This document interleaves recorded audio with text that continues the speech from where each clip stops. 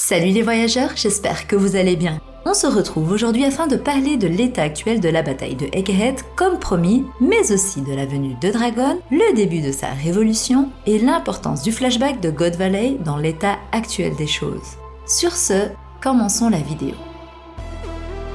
Le chapitre 1090 a donné le coup d'envoi de cette bataille épique avec le face-à-face entre l'amiral Kizaru et l'empereur Luffy. Et là, la tension a atteint des sommets inimaginables. Luffy a déployé son Gear 5 à une vitesse fulgurante, tandis que Zoro, face à Lucci, a montré qu'il était désormais dans une toute autre dimension en recouvrant ses lames de Haki des Rois. Mais ce duel entre l'amiral et l'empereur n'était qu'un prélude à quelque chose de bien plus colossal.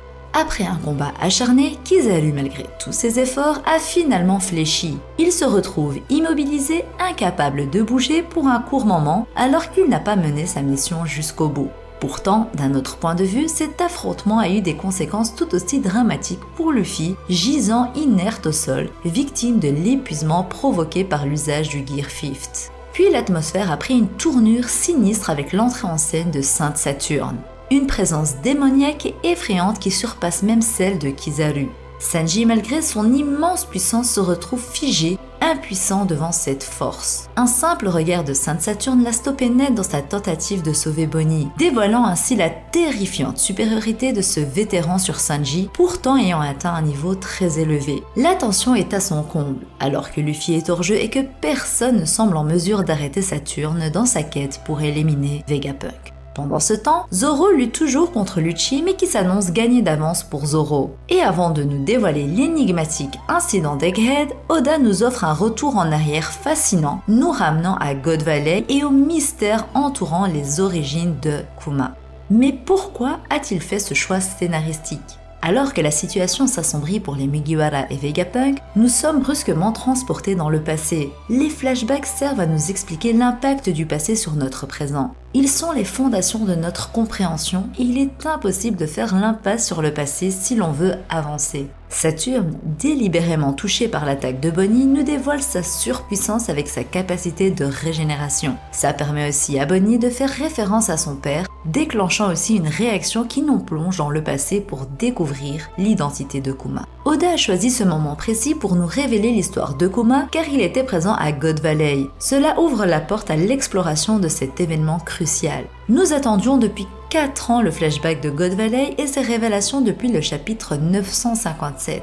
Oda a minutieusement préparé le terrain pour ce moment post-Wano. Le chapitre 1095 était axé sur les révélations, mais les prochains chapitres nous dévoileront le déroulement de cette bataille. Nous aurons enfin l'occasion de voir les pirates les plus puissants à l'œuvre. En introduisant le début du flashback au milieu du chapitre, Oda laisse entendre qu'il va le développer dans les prochains chapitres. C'est le moment idéal pour nous dévoiler tout de God Valley, tout en préparant un incident majeur dans le présent. Mais que pouvons-nous attendre de ce flashback de God Valley ?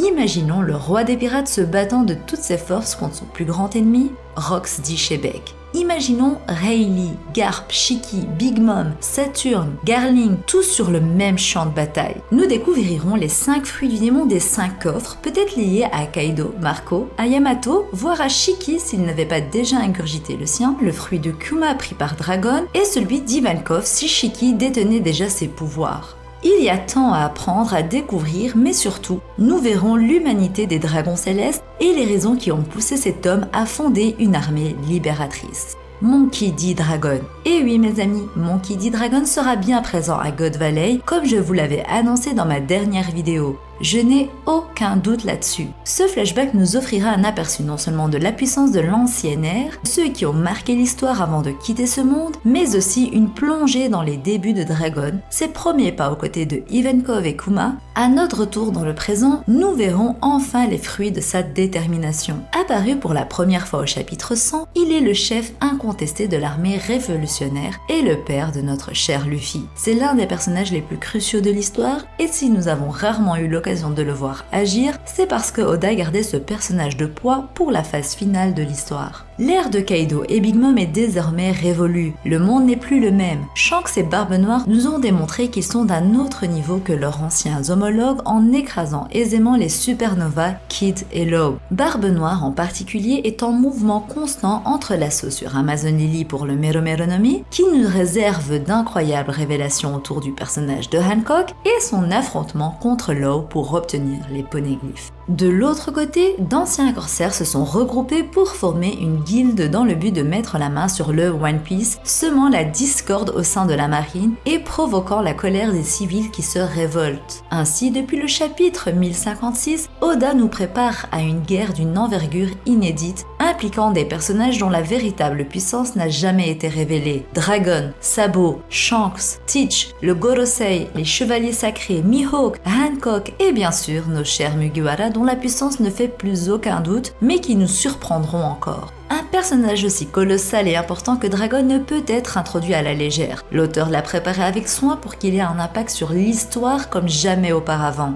Beaucoup dans la communauté pensent donc que le chapitre 1100 marquera potentiellement ses débuts. Il aura donc fallu 1000 chapitres avant de voir la tête de l'armée révolutionnaire passer à l'action. 1000 chapitres d'attente avant que Luffy ne rencontre enfin son propre père. Un moment peut-être encore plus attendu que sa rencontre avec Shanks pour certains d'entre nous. Maintenant, la question qui se pose, que nous réserve donc Dragon? Eh bien les amis, il se pourrait que Dragon nous révèle enfin sa forme et ses pouvoirs d'Amaru. Mais qu'est-ce que l'Amaru, me demandez-vous? Il s'agit d'un serpent dragon mythologique doté de pouvoirs surnaturels, considéré comme un annonciateur de changements majeurs dans le monde.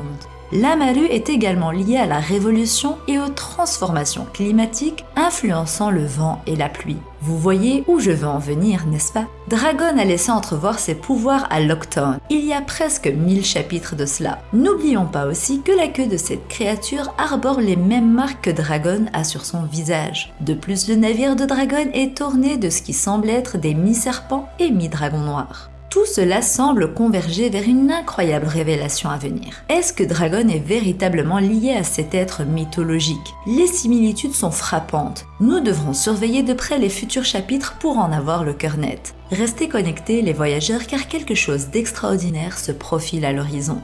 La situation est actuellement des plus critiques pour nos protagonistes, et s'il y a bien un homme qui pourrait les sortir de ce pétrin, c'est bien Dragon.